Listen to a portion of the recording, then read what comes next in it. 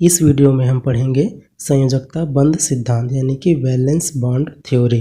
ठीक है, इससे पहले कि मैं वैलेंस बॉन्ड थ्योरी में जाऊं, उसमें कुछ टर्मिनोलॉजी या कुछ टर्म्स ऐसे आएंगे जो आपको जानना ज़रूरी है। क्योंकि हम पॉलिटेक्निक के सिलेबस में बहुत सारे केमिस्ट्री के ऐसे टर्म्स को नहीं पढ़ते हैं जो हमारे सिलेबस में नहीं होता है, लेकिन उनका यूज़ जब होता है तो समझ में नहीं आता है।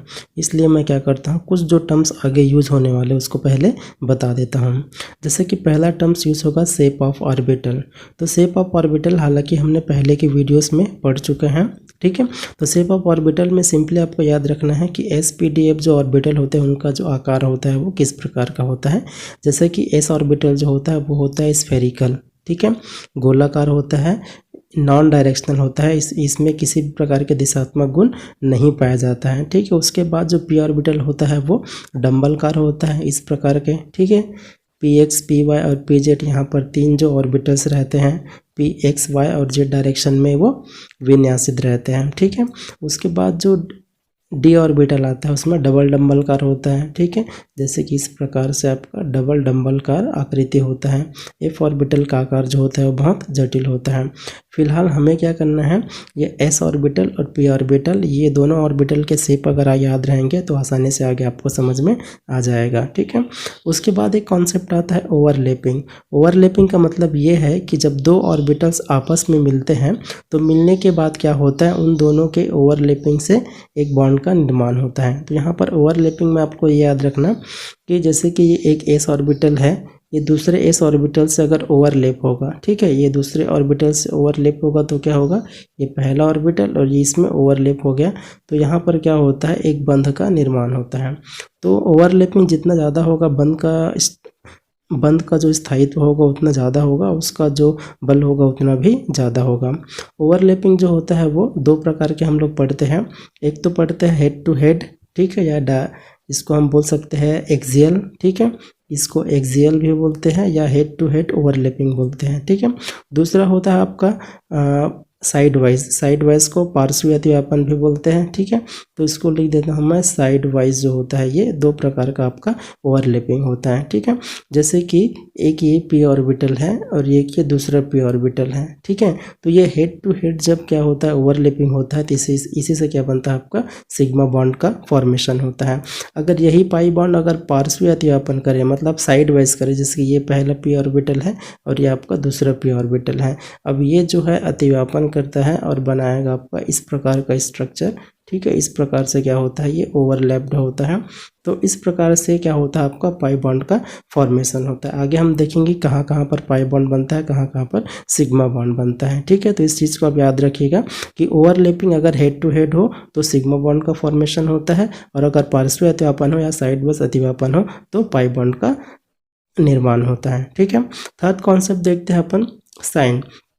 तो साइन में हमें ये देखना, जैसा कि आपको पता है इलेक्ट्रॉन जो है क्या है, वेव है। ठीक है, इलेक्ट्रॉन क्या है, आपका वेव है। तो वेव किस प्रकार से गति करता है, इस प्रकार से वो क्या करता है, ट्रैवल करता है। ठीक है, तो यहाँ पर क्या होता है, दो साइन आता है, एक तो पॉजिटिव साइन आता है, एक आपका निगेटिव साइन आता है।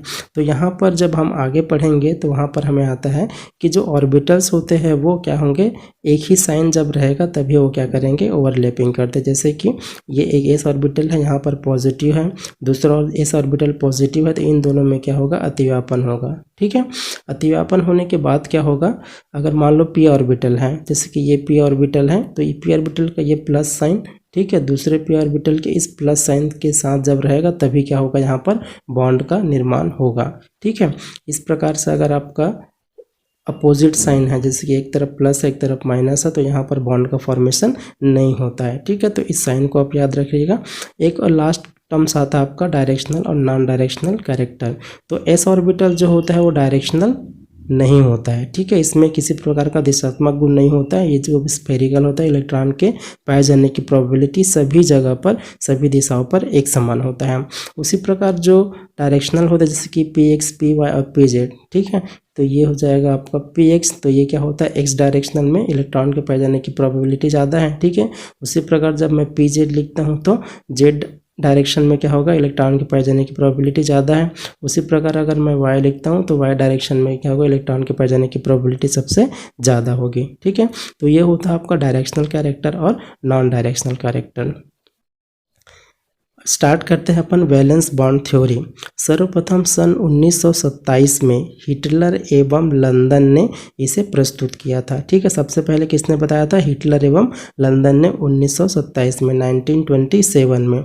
बाद में फिर 1933 में, सन 1933 में पॉलिंग एवं स्लेटर, ये दो वैज्ञानिक थे, इन्होंने इसका विस्तृत रूप से अध्ययन किया और उसको विकसित किया। ठीक है, तो सबसे पहले दिया था हिटलर एवं लंदन ने, और बाद में इसको विकसित किसने किया, पॉलिंग एवं स्लेटर ने। तो ये याद रखिएगा। ठीक है, इसके जो पोस्टुलेट्स है वो इस प्रकार से है। पहला पोस्टुलेट्स क्या बोलता है, अणु बनाने में भाग लेने वाले परमाणुओं की पहचान, यानी कि उसकी जो आइडेंटिटी होती है अणु में सुरक्षित रहती है। ठीक है, जैसे कि दो एटम जो है वो पार्टिसिपेट कर रहे हैं एक मॉलिक्यूल के फॉर्मेशन में, तो इन दोनों का जो आइडेंटिटी होगा, एक नया मॉलिक्यूल जब बनता है तो इसमें उसके आइडेंटिटी जो है वो बनी रहती है, आइडेंटिटी जो है वो लॉस नहीं होता है। ठीक है, आइडेंटिटी को आप इस प्रकार से भी समझ सकते हैं, जैसे कि एक सोडियम है, सोडियम और क्लोरीन मिलके NaCl का निर्माण करता है। ठीक है, लेकिन जब आप इसके विलयन में क्या करेंगे, Na का अलग से टेस्ट करेंगे, Cl का अलग से टेस्ट करेंगे, तो क्या होता है, दोनों टेस्ट को ये दर्शाता है। ठीक है, तो यहाँ पर Na का और Cl का दोनों का, यानी कि सोडियम और क्लोरीन दोनों की आइडेंटिटी जो है वो बनी हुई है। लेकिन केमिस्ट्री में कुछ बहुत सारे ऐसे कंपाउंड भी हैं जो आपस में मिल के तो कंपाउंड बना लेते हैं, जैसे कि A और A मिल के B बना लिया, बट B में जब मैं A का टेस्ट करूँगा तो वो टेस्ट नहीं दर्शाता है। ठीक है, इस प्रकार से इन्होंने क्या किया, अपनी आइडेंटिटी को यहाँ पे लॉस कर दिया। ठीक है, तो यहाँ पर जब सिद्धांत में पहला विकृत यही बोलता है कि अणु का जो आइडेंटिटी है वो बना रहता है। ठीक है, नेक्स्ट देखते हैं सेकंड पोस्टुलेट्स क्या बोलता है, परमाणुओं के संयोजी कोष में अयुग्मित इलेक्ट्रॉन होने चाहिए। ठीक है, वैलेंस शेल मैंने पहले ही बता दिया है कि वैलेंस शेल क्या होता है, आपका न्यूक्लियस के बाद का वह ऑर्बिटल जिसमें लास्ट इलेक्ट्रॉन जो है वो रहता है, वो आपका वैलेंस शेल कहलाता है। ठीक है, जैसे कि मैं अगर लिथियम के लिए देखता हूँ तो पहला और दूसरा इलेक्ट्रॉन पहले शेल में रहेगा और तीसरा इलेक्ट्रॉन जो है वो सेकेंड शेल में रहेगा, तो ये इसका क्या कहलाता है, वैलेंस शेल कहलाता है। ठीक है, तो जो एटम पार्टिसिपेट कर रहा है मॉलिक्यूल बनाने के लिए, उसमें अयुग्मित इलेक्ट्रॉन होना चाहिए, कहाँ पर, उसके संयोजी कोष में। ठीक है, इसको एक एग्जांपल के थ्रू समझाता हूँ। मान लो हाइड्रोजन अणु बन रहा है। ठीक है, तो हाइड्रोजन का एक एटम दूसरे हाइड्रोजन के एटम से रिएक्शन करेगा और क्या करेगा, आपका H2 का निर्माण करेगा। तो एक हाइड्रोजन में क्या है, एक इलेक्ट्रॉन, इसके 1s में और इसके 1s में, दोनों के 1s में एक इलेक्ट्रॉन है। अगर पहला के स्पिन को मैं क्लॉकवाइज तो सेकंड के स्पिन को मैं एंटी क्लॉकवाइज दर्शाऊंगा, तो ये दोनों मिलके क्या करेगा, आपका हाइड्रोजन का निर्माण करता है। तो हाइड्रोजन के वैलेंस शेल में एक इलेक्ट्रॉन है दोनों हाइड्रोजन के। ठीक है, तो इस प्रकार से किसी भी एटम के निर्माण के लिए वैलेंस शेल में एक अयुग्मित इलेक्ट्रॉन का होना जरूरी है। नेक्स्ट जो पोस्टुलेट है, थर्ड पोस्टुलेट बोलता है कि एक परमाणु के संयोजी कोष के ऑर्बिटल दूसरे परमाणु के संयोजी कोष के ऑर्बिटल के साथ क्या करता है, अतिव्यापन करता है। ठीक है, इसलिए इस टर्म्स को मैंने पहले से बता दिया था कि जो एटम होते हैं उसका जो वैलेंस शेल होता है वो दूसरे एटम के वैलेंस शेल से अतिव्यापन करता है, और अतिव्यापन करने के बाद क्या करेगा, वो केमिकल बॉन्ड का फॉर्मेशन करेगा। ठीक है, जैसे कि दो एटम है, ये दो एटम है, दोनों एटम क्या करेंगे, आपस में रिएक्शन करेंगे और एक नए मॉलिक्यूल का निर्माण करेंगे। ठीक है, फोर्थ जो पोस्टुलेट है वो बोलता है कि अतिव्यापन के पश्चात सहसंयोजक बंध का निर्माण होता है। ठीक है, यहाँ पर जो इस थ्योरी में बताया गया है वो बताया गया है कि अतिव्यापन के पश्चात कौन सा बॉन्ड बनता है, सहसंयोजक बंध बनता है। अब सहसंयोजक बंध क्या है, ये सभी आप लोगों ने पहले से पढ़ा होगा। सहसंयोजक बंध वह बंध है जिसमें दो एटम जो होते हैं अपने इलेक्ट्रॉनों का शेयरिंग करके एक बंध बनाते हैं, उसे हम लोग सहसंयोजक बंध कहते हैं। ठीक है, जैसे कि अगर मैं एक एग्जांपल के थ्रू बताऊं तो हाइड्रोजन जो होता है एक इलेक्ट्रॉन का शेयरिंग करता है दूसरे हाइड्रोजन से, और यहाँ पर जो बॉन्ड बनता है ये कहलाता है आपका सहसंयोजक बॉन्ड। ठीक है, इसी प्रकार के और बहुत सारे एग्जांपल जिसको हम लोग आगे देखेंगे। फिफ्थ जो पोस्टुलेट है वो क्या बोलता है कि संयोजी कोष के ऑर्बिटलों के अतिव्यापन के कारण बंधी इलेक्ट्रॉन युग्म दोनों परमाणुओं के साथ रहता है। ठीक है, जो बंधी इलेक्ट्रॉन है वो किसके साथ रहेगा, दोनों परमाणुओं के साथ रहता है। जैसे कि एक एग्जांपल अभी का हाइड्रोजन का एग्जांपल मैं लेता हूँ, तो ये अगर पहले हाइड्रोजन का एटम है और ये आपके दूसरे हाइड्रोजन का एटम है। ठीक है, तो यहाँ पर क्या होगा, 2 इलेक्ट्रॉन रहेंगे, बंधी इलेक्ट्रॉन। तो इन दोनों इलेक्ट्रॉन का जो, चूंकि यहाँ पर क्या हो रहा है, बंधी कोष जो है मतलब संयोजी कोष जो है वो अतिव्यापन में भाग ले रहा है, इसलिए वहाँ पर क्या होता है, इलेक्ट्रॉन जो होता है वो दोनों परमाणुओं के साथ रहता है। ठीक है, जैसे कि अगर मैं बना रहता हूँ HCl बनाता हूँ, तो HCl में क्या होगा, ये आपका एक हाइड्रोजन हो गया और आपका ये क्लोरीन का हो गया p ऑर्बिटल।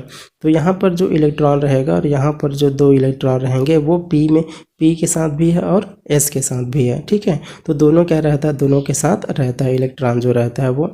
नेक्स्ट बोलते हैं, छठवां पोस्टुलेट क्या बोलता है कि संयोजकता बंध में दिशात्मक गुण होता है। ठीक है, डायरेक्शनल होता है, तो ये तो मैंने पहले ही बता दिया था कि ये कैसा होता है, डायरेक्शनल होता है। ठीक है, आगे देखते हैं, जितना अधिक अतिव्यापन होगा बंध उतना ही अधिक प्रबल होता है। ठीक है, जाहिर सी बात है कि अतिव्यापन जितना ज़्यादा होगा और उसका जो स्ट्रेंथ होगा वो भी उतना ही ज़्यादा होता है। ठीक है, इसको समझने के लिए 1-2 डायग्राम देखते हैं। जैसे कि एक हेड टू हेड अगर अतिव्यापन हो रहा है, जैसे कि S और S का अगर अतिव्यापन होता है, ठीक है, तो यहाँ पर क्या होता है, जो अतिव्यापन का जो एक्सटेंट होता है वो बहुत ज़्यादा होता है। ठीक है, यहाँ पर जो एक्सटेंट होगा वो बहुत ज़्यादा होगा, तो यहाँ पर जो बंध है वो उतना ही अधिक क्या होगा, प्रबल होगा। लेकिन इसी की अपेक्षा मैं क्या कर देता हूँ, S और P का कराता हूँ, S ऑर्बिटल और P ऑर्बिटल का। ठीक है, तो यहाँ पर जो अतिव्यापन होगा वो क्या होगा, S की अपेक्षा में कम होगा। ठीक उसी प्रकार अगर मैं तीसरा एग्जाम्पल लेता हूँ P का, तो P में क्या होता है, इस प्रकार से अतिव्यापन होता है।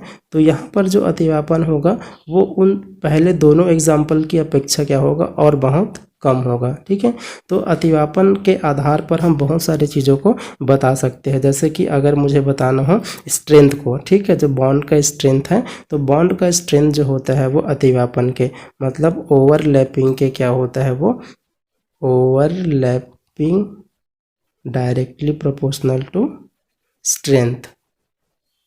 ठीक है, जितना ज़्यादा स्ट्रेंथ होगा, जितना ज़्यादा ओवरलैपिंग होगा उतना ही ज़्यादा उस बॉन्ड का स्ट्रेंथ होगा। ठीक है, उसी प्रकार हम सेकेंड और देख सकते हैं कि बॉन्ड एनर्जी, अब जाहिर सी बात है अगर ओवरलैपिंग ज़्यादा होगा तो उसका बॉन्ड स्ट्रेंथ ज़्यादा होगा, तो उसका बॉन्ड का जो एनर्जी होगा वो भी क्या होगा, बहुत ज़्यादा होगा। मतलब ओवरलैपिंग जितना ज़्यादा, बॉन्ड एनर्जी उतना ही ज़्यादा। उसी प्रकार अगर बॉन्ड लेंथ को देखते हैं तो बॉन्ड लेंथ का जो रिलेशन होता है वो इनवर्सली प्रोपोर्शनल टू होता है।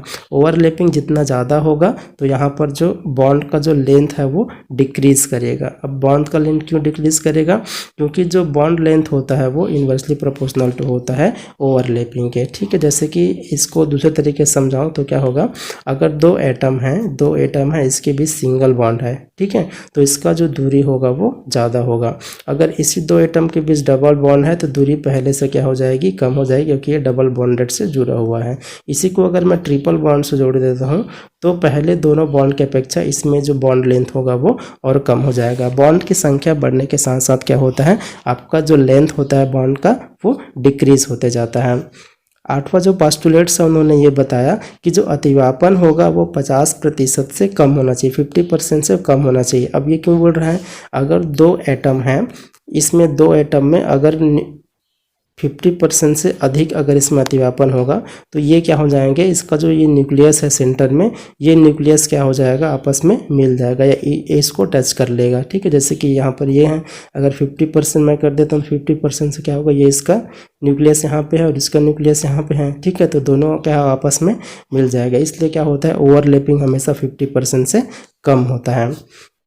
ठीक है, उदाहरण समझने के लिए हम क्या करते हैं, कुछ एग्जाम्पल के थ्रू इसको समझते हैं। जैसे कि पहला एग्जाम्पल मैं बताता हूँ हाइड्रोजन का। हाइड्रोजन अणु कैसे बनता है, तो हाइड्रोजन अणु बनने में देखते हैं कि ये सिद्धांत कैसे हमें हेल्प करता है बताने के लिए। तो हाइड्रोजन, पहला हाइड्रोजन, अगर एक ये हाइड्रोजन है, यहाँ पर इलेक्ट्रॉन कितना है, 1 इलेक्ट्रॉन रहता है, तो इसका जो कॉन्फ़िगरेशन है वो हो जाएगा 1s1। ठीक है, उसी प्रकार जो दूसरा हाइड्रोजन है उसका भी जो एटॉमिक नंबर होगा 1 और उसका भी कॉन्फ़िगरेशन होगा 1s1। तो यहाँ पर ये 1s है और ये 1s है, दोनों में क्या है, आपके संयोजी कोष है और संयोजी कोष में क्या है, एक इलेक्ट्रॉन है। ठीक है, अनपेयर्ड इलेक्ट्रॉन है, यही अनपेयर्ड इलेक्ट्रॉन क्या करेगा, आपस में रिएक्शन करेगा। ठीक है, तो ये पहला हाइड्रोजन का ये अनपेयर्ड इलेक्ट्रॉन हो गया। उसी प्रकार ये दूसरे हाइड्रोजन का 1s का अनपेयर्ड इलेक्ट्रॉन हो गया। ठीक है, इसके डायरेक्शन को मैं उल्टा कर देता हूँ। ठीक है। इस प्रकार से अब ये दोनों आपस में मिलकर क्या करेगा, हाइड्रोजन का निर्माण करता है। ठीक है। इस एग्जाम्पल में ध्यान देना, जो हाइड्रोजन अणु का निर्माण जब होता है तो वहाँ पर जो अतिव्यापन हो रहा है वो हो रहा है S और S का अतिव्यापन। ठीक है। इसी प्रकार S और P का अतिव्यापन होता है, P और P का अतिव्यापन होता है, और बहुत सारे अतिव्यापन होते हैं, जैसे कि आपका P पाई हो गया या फिर D पाई हो गया। ठीक है। इस प्रकार से अभी फ़िलहाल हमें एक दो एग्जाम्पल देख लेते हैं ताकि आपको समझ में आ जाए। ये पहला वाला जो एग्जाम्पल है ये हो गया आपका SS अतिव्यापन। ठीक है। सेकेंड एग्जाम्पल देखते हैं SP अतिव्यापन के लिए। नेक्स्ट एग्जाम्पल देख लेते हैं HCl अणु का बनना। HCl का अणु जब बनता है तो यहाँ पर जो अतिव्यापन होता है वो किस प्रकार से होता है, S और P में अतिव्यापन होता है। ठीक है। SP अतिव्यापन होता है। तो यहाँ पर देख लेते हैं एग्जाम्पल, हाइड्रोजन में जो इलेक्ट्रॉनिक कॉन्फ़िगरेशन है वो हो जाएगा 1s1।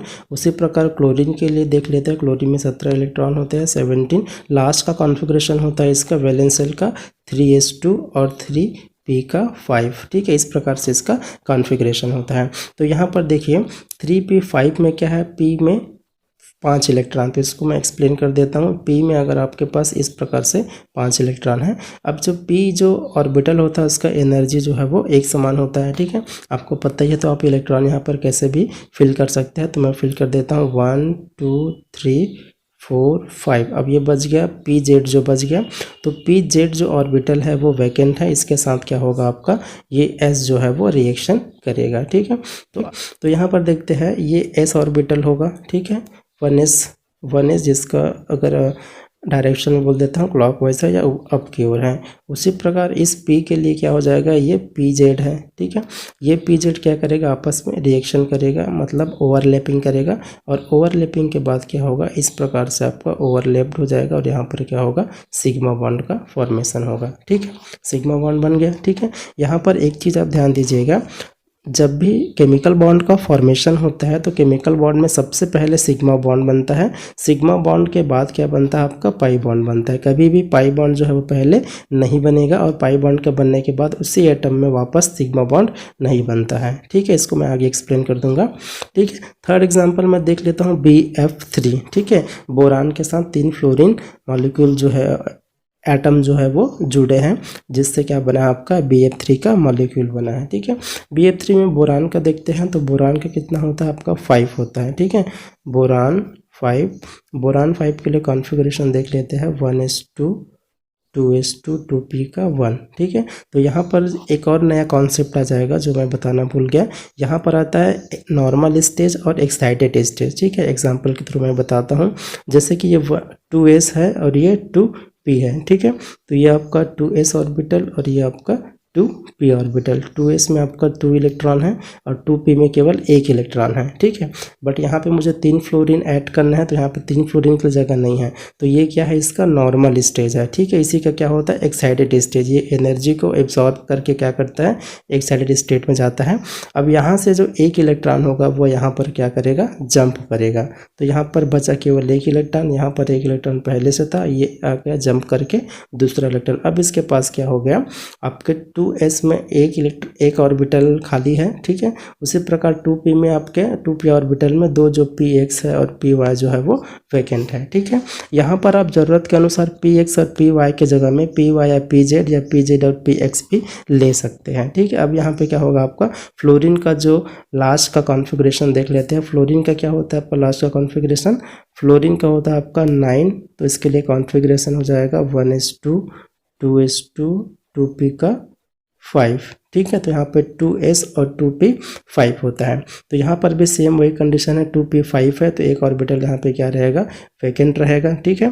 तो यहाँ पर जो pz है, pz खाली है, ये मैं मान लेता हूँ। और जहाँ पर आपको अतिव्यापन कराना होगा वहाँ पर ध्यान देना, s ऑर्बिटल जो होता है वो किसी के साथ भी अतिव्यापन कर लेता है। ठीक है। तो यहाँ पर मैं लेता हूँ हाइड्रोजन। ये पहला ऑर्बिटल क्या हो जाएगा आपका, ये s है किसका, बोरान का। ठीक है।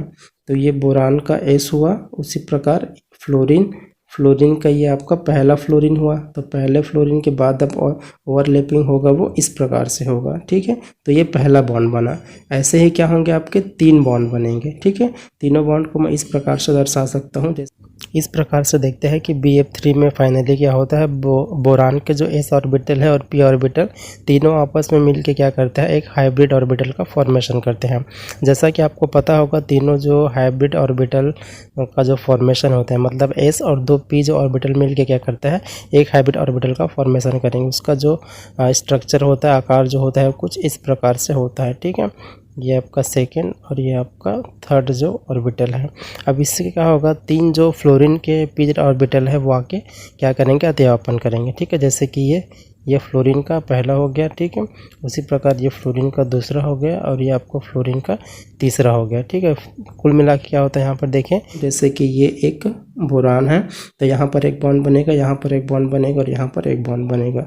ये आपका पहला फ्लोरीन, ये आपका दूसरा फ्लोरीन और ये आपका तीसरा फ्लोरीन। ठीक है, तो यहाँ पर क्या होता है, इस प्रकार से तीन बॉन्ड का फॉर्मेशन होता है। अगर आपने हाइब्रिडाइजेशन पढ़ा होगा, संकरण पढ़ा होगा, तो आपको समझ में आ रहा होगा, वरना थोड़ा सा आपको दिक्कत यहाँ पे हो सकता है। अपन नेक्स्ट देखते हैं कि संयोजकता बंध सिद्धांत जो है, वैलेंस बॉन्ड थ्योरी है, उसके कुछ लिमिटेशंस भी है, कुछ सीमाएं भी हैं। तो पहला सीमा क्या है कि इस सिद्धांत से उप सहसंयोजी बंध का बनना स्पष्ट नहीं होता है। ठीक है, यह केवल क्या करता है, कोवैलेंट बॉन्ड, मतलब केवल सहसंयोजक बॉन्ड को क्या करता है, एक्सप्लेन करता है। इसके द्वारा हम उप सहसंयोजक बॉन्ड को नहीं समझा सकते हैं। सेकेंड जो इसका लिमिटेशन है वो बोलता है कि इससे कुछ अणुओं जैसे कि ऑक्सीजन की अणुचुंबकीय प्रकृति स्पष्ट नहीं होती है, जिनमें अयुग्मित इलेक्ट्रॉनों की उपस्थिति के कारण चुंबकीय गुण पाया जाता है। ठीक है, ऑक्सीजन में क्या होता है, अणुचुंबकीय गुण होता है, तो उसको एक्सप्लेन ये सिद्धांत जो है वो नहीं कर पाता है। थर्ड देखते इसका लिमिटेशन जो है वो H2+ जैसे आयनों का बनना स्पष्ट नहीं कर पाता है। ठीक है, इस प्रकार के जो आयन बनते हैं, जैसे कि एग्जांपल के दिया हुआ है H2 पॉजिटिव, तो इस प्रकार के आयन का बनना स्पष्ट नहीं कर पाता है। चौथा जो इसका लिमिटेशंस है वो ये है कि इससे सहसंयोजी बंध में उपस्थित आयनिक लक्षण की प्रतिशतता, मतलब कितना प्रतिशत उसमें आयनिक गुण है, ये सिद्धांत के द्वारा हम उसको एक्सप्लेन नहीं कर सकते हैं। ठीक है, यह सिद्धांत जो है, जो कोवैलेंट बॉन्ड है उसमें आयनिक कैरेक्टर भी होता है, उसको एक्सप्लेन नहीं कर पाता है। ठीक है, लास्ट देखते हैं, अणु संरचना में अनुनाद की धारणा इस सिद्धांत से स्पष्ट नहीं होती है। ठीक है, जो आणविक स्ट्रक्चर है उसका, अणु की जो संरचना है उसमें जो रेजोनेंस का जो कॉन्सेप्ट है, ठीक है, रेजोनेंस आप आगे पढ़ेंगे या पढ़ चुके होंगे। रेजोनेंस क्या होता है, किसी भी एटम या मॉलिक्यूल का जो स्ट्रक्चर होता है वो एक स्ट्रक्चर सारे उसके प्रॉपर्टीज़ को शो नहीं कर पाता है। ठीक है, तो उसके लिए क्या होता है, अलग अलग स्ट्रक्चर्स बनते हैं, और जिस मॉलिक्यूल के लिए जितना ज़्यादा स्ट्रक्चर बनेगा उसकी स्टेबिलिटी जो है उतनी ज़्यादा बढ़ती जाती है। ठीक है, जैसे कि मैं एक एग्जांपल आपको बताता हूँ, जैसे कि ऑक्सीजन जो होता है, ठीक है, कार्बन डाइऑक्साइड, ठीक है, इस प्रकार से एक बॉन्ड बनता है। तो यहाँ पर आप एक स्ट्रक्चर ये बना सकते हैं। ठीक है, या तो फिर एक यहाँ पर निगेटिव और कार्बन का आपको यहाँ पे 3 पॉजिटिव ये भी बना सकते हैं। ठीक है, या फिर इसी का तीसरा स्ट्रक्चर आप बना सकते हैं कि ऑक्सीजन इधर पॉजिटिव हो जाएगा। ठीक, अब उसके बाद ये हो जाएगा आपका ट्रिपल बॉन्ड CO और ये निगेटिव। ठीक है, इस प्रकार से क्या होता है, अलग अलग टाइप के इसके स्ट्रक्चर जो है वो बनते हैं। ठीक है, इसको फाइनली हम लोग क्या करते हैं, एक तरफ डेल्टा पॉजिटिव लगा देते हैं, एक तरफ आपका क्या हो जाएगा, निगेटिव हो जाएगा। ठीक है, और यहाँ पे क्या करेंगे, आपका डॉट डॉट डॉट से दर्शा देते हैं। ठीक, तो इस प्रकार से क्या होता है, पॉजिटिव और नेगेटिव आयन के कारण क्या होता है, उसके बहुत सारे स्ट्रक्चर्स बनते हैं। ठीक है, तो इस प्रकार से ये जो वैलेंस बॉन्ड थ्योरी है वो कंप्लीट होता है। आगे नेक्स्ट वीडियो में हम देखते हैं अगला नेक्स्ट थ्योरी कौन सा है केमिकल बॉन्ड के लिए।